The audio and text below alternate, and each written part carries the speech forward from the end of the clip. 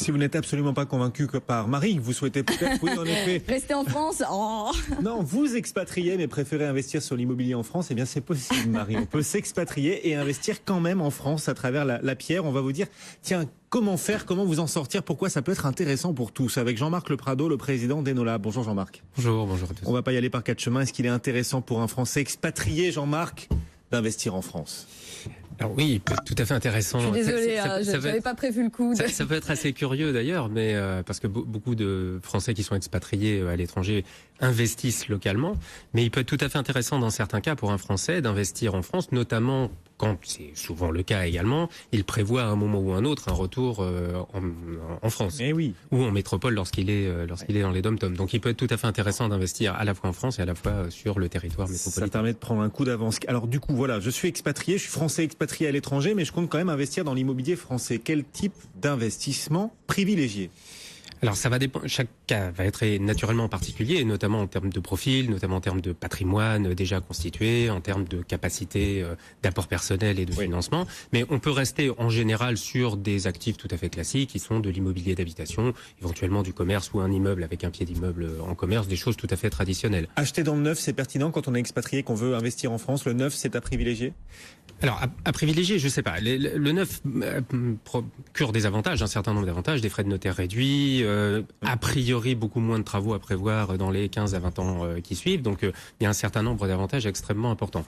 En contrepartie de cela, il y a un rendement, donc un rapport entre le loyer qu'on encaisse et le prix auquel on achète son bien immobilier qui est beaucoup moins important que dans de l'ancien classique. Donc, est-ce que l'un vous compense l'autre ou pas ? Ce qui me freine moi un petit peu dans le neuf pour des Français qui sont expatriés, c'est qu'il n'y a pas d'économie d'impôt possible, a priori, sauf quelques cas particuliers.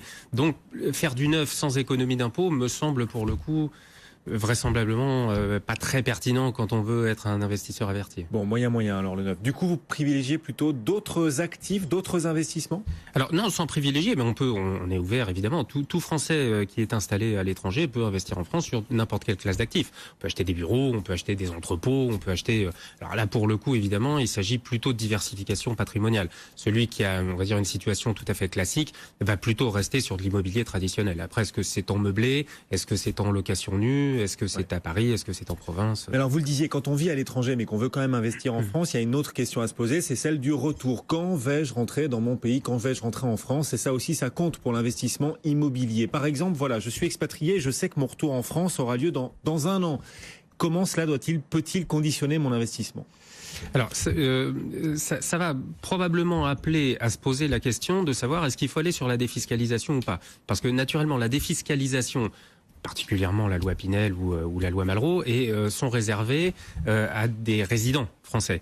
Donc en l'occurrence, si on est expatrié, on n'y a pas droit. Sauf que si on prévoit un retour de manière très précise à horizon d'une petite année par exemple, il peut être tout à fait pertinent d'engranger par exemple une opération de type Pinel aujourd'hui avec une livraison qui est prévue l'année prochaine. Oui, c'est ça, parce qu'il y a le temps de la construction quand même. Voilà, c'est ça. En général, il y a le temps de dans la quasi-totalité des cas, il y a la construction qui va durer 12 à 24 mois.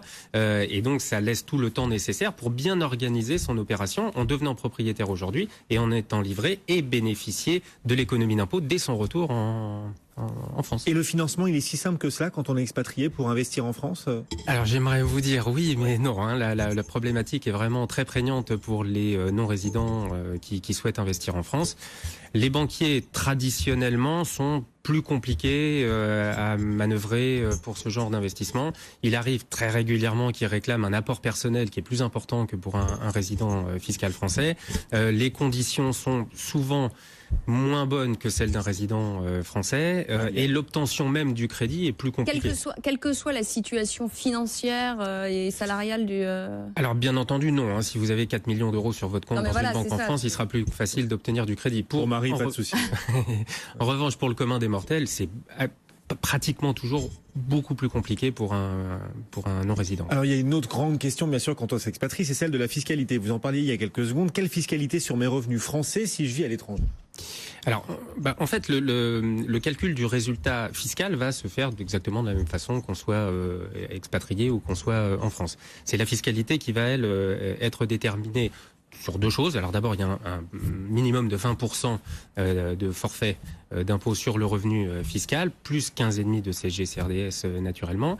Donc ça, c'est, on va dire, dans la quasi-totalité des cas. En revanche, il y a des conventions fiscales internationales entre la France et un certain nombre de pays qui font que cette fiscalité peut être plus ou moins lourde selon cette convention. Donc il est extrêmement important de bien naturellement se border sur ce point avant de lancer un investissement. Voilà, et pour ce qui concerne l'ISF, bien sûr, même si on vit à l'étranger, les biens qu'on détient en France sont à déclarer à l'ISF. Bien entendu, oui, voilà. Absolument. Sur un plan pratique, expatrié que je suis, comment je m'organise pour investir en France ? Alors, l'organisation est par définition un petit peu plus compliquée. D'abord, on n'oublie toujours pas la première étape qui est la réflexion autour de l'investissement. Qu'est-ce que je dois faire? Comment je dois le faire? Comment je dois le financer? Ça, c'est valable pour tout le monde. Éventuellement, et c'est encore plus valable pour les non-résidents, aller voir un ou deux banquiers pour valider leur capacité à suivre l'opération. Et puis ensuite, d'un point de vue pratique, il y a évidemment des déplacements à prévoir en France, puisqu'il est un peu compliqué, je trouve, d'acheter un bien sans l'avoir vu. L'emplacement. Voilà, l'emplacement arrive en premier, mais il y a beaucoup d'autres. Il faut voir l'emplacement aussi. Voilà, il y a beaucoup d'autres éléments. Comment on visite si on vit à l'étranger? Enfin, c'est compliqué. Alors, et donc, pour le coup, j'ai pas de solution miracle. C'est vous la solution, Jean-Marc. C'est vous. Non, je pense que quand on est investisseur, même quand on est accompagné par des gens très bien, il faut quand même voir ce qu'on est en train d'acheter. Ça me paraît être la base de la base. On peut en revanche, une fois qu'on a visité une seule fois le bien, après on peut assez facilement tout traiter à distance, avec des procurations, y compris les actes notariés, les financements, les assurances, etc. Tout ça peut se traiter sans grande difficulté.